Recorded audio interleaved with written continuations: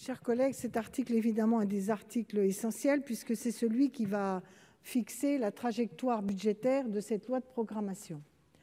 Alors, nombreux ont été celles et ceux qui ont manifesté le fait que le compte n'y était pas, et en particulier pour rattraper les retards accumulés ces 15 dernières années.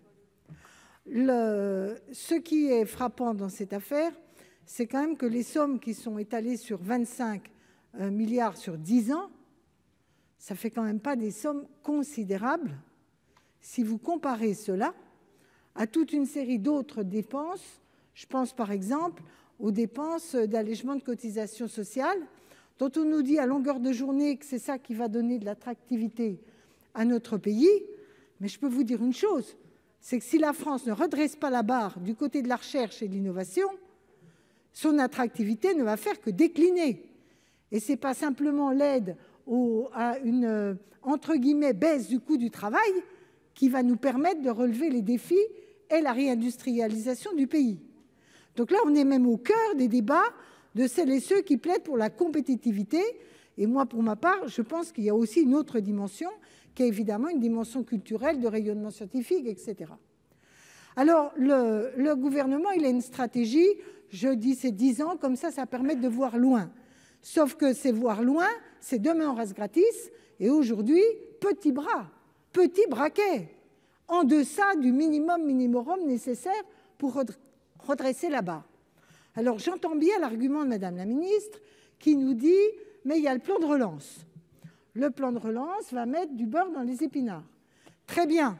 Le seul problème des crédits du plan de relance, c'est que c'est des crédits exceptionnels, fléchés. Ce n'est pas une inscription programmatique budgétaire qui va se cumuler au cours des années. Donc, premièrement, il faut raccourcir les 10 ans. Ce n'est pas vrai qu'au XXIe siècle, on arrive à voir à 10 ans des horizons budgétaires. Ce n'est pas vrai. Deuxièmement, les 7 ans adossés à la dimension européenne, qui est d'ailleurs quasiment pas traitée dans nos débats, alors qu'une bonne articulation des deux serait nécessaire. Et troisièmement, c'est que nous avons impérativement besoin de décisions immédiates. Et donc, nous souhaitons que ce texte, même amendé par le Sénat, ne serve pas de base, parce que très honnêtement, certes, il est meilleur, mais il donne l'impression qu'on a réglé un problème qui n'est en rien réglé. En rien réglé, parce que nous n'atteindrons ni les 3% des dépenses de recherche, ni les 1% de PIB en matière de recherche publique. Il faut conclure. Et donc, il me paraît nécessaire de ne pas approuver en l'état le texte qui sort de notre commission, et encore moins les propositions du gouvernement.